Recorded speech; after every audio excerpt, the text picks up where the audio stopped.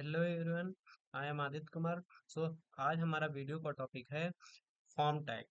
तो हम इस वीडियो में फॉर्म बनाएंगे एंड इसके जो फॉर्म के एलिमेंट हैं उनके बारे में जानेंगे। तो सबसे पहले हम अपनी स्क्रीन को शेयर कर दे रहे हैं। उसके बाद हम फॉर्म को क्रिएट करेंगे। तो स्क्रीन को शेयर करने के बाद जैसे कि मैं अपना इस सबसे पहले एक बॉयलरप्लेट कोड जनरेट करा ले रहा हूँ। टाइटल क्या हो जाए, फॉर्म इन HTML। ओके। तो सबसे पहले फॉर्म को क्रिएट करने के लिए हम सबसे पहले फॉर्म टैग का यूज करेंगे। फॉर्म टैग इसका एक्शन का कुछ काम नहीं है, ठीक है। तो फॉर्म सबसे पहले मैं एक हेडिंग दे दे रहा हूँ, एक for creating form in HTML। Okay, जो यहाँ पे टाइटल शो हो रहा है। फॉर्म के लिए कुछ टैग हैं, जैसे कि सबसे पहले एक होता है इनपुट। सबसे इम्पोर्टेंट एलिमेंट इनपुट है, जिसका एक एट्रीब्यूट है टेक्स्ट। तो पहला हो गया input type equal to text. इसमें एट्रीब्यूट होते हैं जैसे कि प्लेस होल्डर। प्लेस होल्डर एक होता है यूजर को एग्जांपल मैसेज देने के लिए, लाइक इंटर नेम। ठीक, ये तब तक के विजिबल विजिबल होगा जब तक कि यूजर इसमें इनपुट स्टार्ट नहीं करता है। ठीक, हम यहाँ अगर चेक करें तो इनपुट इंटर नेम, तो इंटर नेम जैसे ही मैंने इस पे फोकस किया तब कोई इफेक्ट नहीं हुआ। जैसे मैंने इसमें नेम लिखना स्टार्ट किया तुरंत ये प्लेस होल्डर गायब हो गया। तो नेम में अगर इसमें लिखूं ये, तो ये होता है input type equal to text, जो बाय डिफॉल्ट टेक्स्ट को इनपुट कराने के लिए लिया जाता है। एंड इस इसके लिए एक होता है लेबल, जो फॉर्म के लिए इनपुट के लिए लेबल का वर्क करता है, यानी कि उसको डिफाइन करता है ये क्या है। ठीक, तो यहाँ पे आईडी एक एट्रीब्यूट होता है। उसके अलावा इसमें on click, on focus, on change, यानी इससे HTML इवेंट होते हैं। बहुत सारे एट्रीब्यूट होते हैं, बट मैं केवल अभी बेसिक बेसिक कवर करूंगा, ठीक है। तो इसके पहले मैं एक लेबल डिफाइन कर लूँ। फॉर क्या हो जाएगा, जो आईडी होती है, आईडी लाइक ये है नेम की, तो इसके लिए ये लेबल क्रिएट कर रहा हूँ। लेबल किसके लिए है, नेम आईडी के लिए। इसमें क्या है, नेम। Okay, name. ठीक, एंड अब मैं दूसरा इनपुट देखूंगा। तो इसके लिए मैं br टैग का यूज कर ले रहा हूँ। दूसरा इनपुट क्या है, पासवर्ड। उससे पहले पासवर्ड से पहले मैं ईमेल को चेक कर इनपुट ले ले रहा हूँ। ठीक, तो इससे पहले मैं एक लेबल डिफाइन करूंगा। लेबल के अंदर मैं ईमेल लिख ले रहा हूँ, ईमेल। ओके, तो अब मैं इनपुट टाइप का यूज करके एक HTML टाइप इसका क्या हो जाएगा, ईमेल। ठीक, अब मैं यहाँ पे एक ईमेल का इनपुट कराऊंगा। तो यहाँ पे आपको दिख रहा होगा कि या ईमेल का एक टेक्स्ट बॉक्स आ गया। तो मैं अगर यहाँ पे रैंडम टेक्स्ट लिखूं और इसको सबमिट करूंगा तो ये एक कुछ एरर देगा। ठीक, तो पहले मैं अपना एक कंप्लीट फॉर्म को कंप्लीट कर लूँ, उसके बाद आपको एक फाइनल ओवरव्यू दे दूंगा।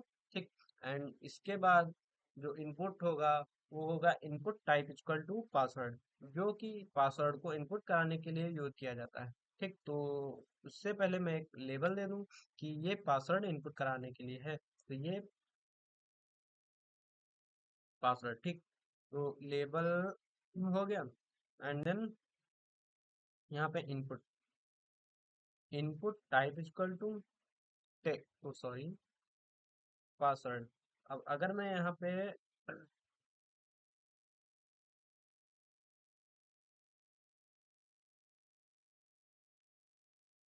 टाइप इसमें कुछ लिखूंगा तो ये आ जाए, टेक्स्ट नहीं जाएगा, जबकि ये बुलेट के फॉर्म में जाएगा। इसे बोलते हैं input type equal to password. अगर मैं इसी पासवर्ड को टेक्स्ट में लिख दूं तो ये आ जाए टेक्स्ट इनपुट होगा।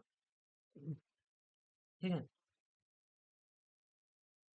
लेकिन मैं इसको पासवर्ड ही रखूंगा।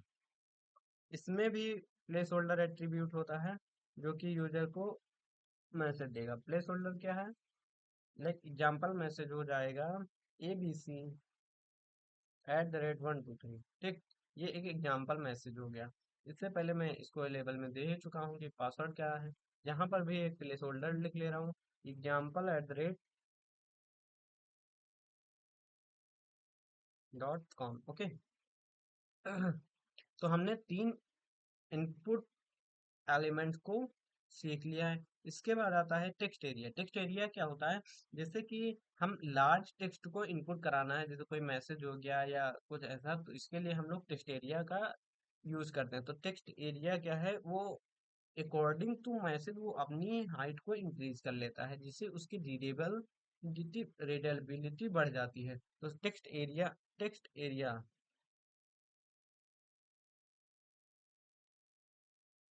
ठीक। तो टेक्स्ट एरिया का एक ये फॉर्मेट हो गया। तो इसमें कितने कॉलम दिखाने, कितने रो दिखाने, ये सब हम लोग पहले से डिफाइन कर सकते हैं। इसके अलावा इसको मैं ड्रैग एंड ड्रॉप करके चेंज कर सकते हैं, जिससे इसमें लिखा गया मैसेज इजीली रीडेबल हो सकता है। इसका नेम क्या है, आईडी क्या है, कॉलम, तो इससे हमें कोई मतलब नहीं। ठीक है। सबसे पहले इसमें केवल हमें कॉलम देख लेना है, कितने कॉलम का होगा। कॉलम में अगर 20 रखूंगा तो ये थोड़ा छोटा रहेगा। अगर मैं 30 लिख दे रहा हूँ तो ये 300 होंगे, हाँ। तो उससे बड़ा हो जाएगा, उससे यहाँ पे भी आ डाल दे रहे हैं। ठीक है। इसी प्रकार ये रो पे वर्क करता है, कितनी रो देना चाह रहे हो। अगर मैं 0 दे दूं या 1 2 3 4 ऐसे ही वर्क करता है। ठीक है। तो बाई डिफॉल्ट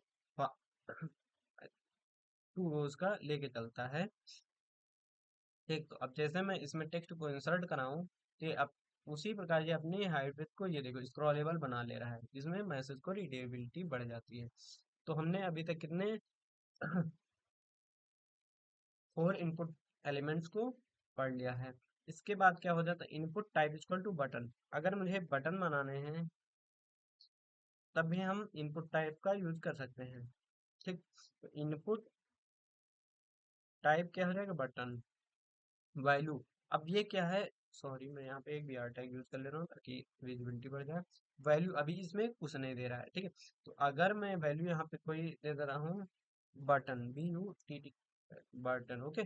तो ये एक बटन हो गया। तो बटन के कुछ और एट्रीब्यूट्स होते हैं टाइप के। तो बटन एक क्या हो जाता है? इनपुट वैल्यू को हटा दे रहे हैं, सभी में वैल्यू यूज कर सकते हो। तो ये बटन जो है तीन तरीके के होते हैं। एक तो हो गया input type equal to button, एक होता है input type equal to submit. ठीक। तो सबमिट बाय डिफॉल्ट एक टेक्स्ट लेके आता है, वैल्यू। तो इसको भी मैं ओवरराइड कर सकते हैं। तो वैल्यू एट्रीब्यूट के हेल्प से मैं इसको ओवरराइड कर सकता हूँ। तो ओवरराइड में सबमिट को क्या SUB लिख दूँ, SUB। ओके। और उसी प्रकार से रीसेट, रीसेट में भी बाय डिफॉल्ट टेक्स्ट आता है। इसको भी मैं वैल्यू से ओवरराइट कर ले रहा हूँ, लेकिन कर सकता हूँ मतलब, लेकिन इसको ओवरराइट नहीं कर रहे हैं। ठीक है। तो ये तीन बटन पढ़ लिए एंड तीन इनपुट टाइप पढ़ लिए एंड वन टेक्स्ट एरिया हमने कंप्लीट कर लिया है। इसके बाद आते हैं radio and checks box. Radio, buttons and text box, जो हम कभी भी फॉर्म को फिल करते समय देखते हैं कि रेडियो क्या होता है। ठीक। तो क्या है? इनपुट टाइप इक्वल टू, अभी भी बहुत सारे हैं, जैसे date, time, date, email, colour, बहुत सारे इनपुट के हैं। ठीक। इमेज देख सकते हैं, यहाँ पे बहुत सारे इनपुट टाइप्स हैं। Input type, radio, range, ratio, reset, search, submit, telephone, text. Okay. बहुत सारे इनपुट हैं, जैसे कि मैं यहाँ पे टेलीफोन हो गया, ये सब विद वैलिडेशन आते हैं। ठीक है। तो रेडियो हम सबसे पहले देख रहे हैं, input type equal to radio. ठीक। तो रेडियो में क्या होता है? जैसे कि मुझे ये क्या जेंडर के लिए हो गया। ठीक है। तो इसके पहले मैं इस इनपुट का एक लेबल डिफाइन कर दूं, जेंडर। जेंडर। ओके। तो जेंडर के लिए ये इनपुट टाइप को यूज करूंगा। ठीक। तो ये जेंडर किस लिए है? मेल के लिए है। अगर मैं अगला डिफाइन करूं, ये हो जाए फीमेल के लिए। ठीक। एंड इसको हम सिलेक्ट करें तो ये दोनों सिलेक्ट हो जा रहा है। तो इसके लिए नेम एट्रीब्यूट में हमको सेम नेम इंसर्ट कराना पड़ेगा, ताकि दोनों में से कोई एक ही सिलेक्ट हो। ओके। जेंडर। अब अगर हम देखेंगे तो मेल या फीमेल दोनों में से कोई एक ही सिलेक्ट होगा। इसके लिए नेम एट्रीब्यूट बहुत इंपॉर्टेंट रोल प्ले करता है। ठीक है।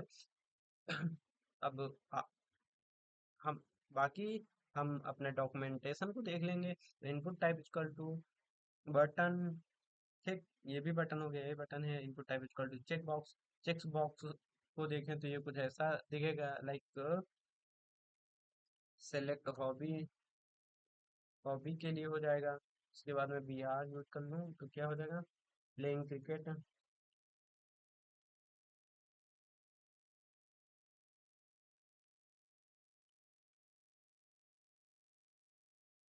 ठीक, तो ये मल्टीपल्स एक्टिविटी को सिलेक्ट करने के लिए चेक बॉक्स यूज किए जाते हैं।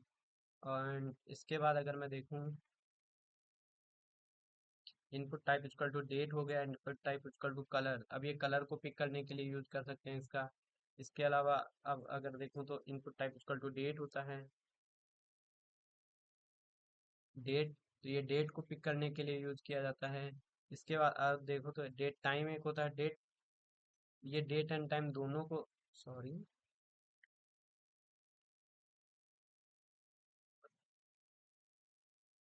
डेट, डेट टाइम दोनों को पिक करने के लिए यूज कर सकते हैं ये। ठीक है।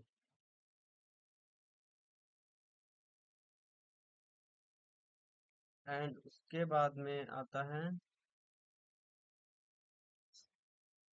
डेट टाइम लोकल ईमेल, हमने देख ही लिया, फाइल देख लिया, फाइल, ठीक। फाइल, ये अगर हम मुझे किसी फाइल को इनपुट कराना है तो ये हो गया इनपुट टाइप इक्वल टू, एक होता है इमेज, इमेज, इमेज टैग के साथ है, यहाँ इमेज ले सकते हैं, ठीक। Sorry, image, I am a, image, okay.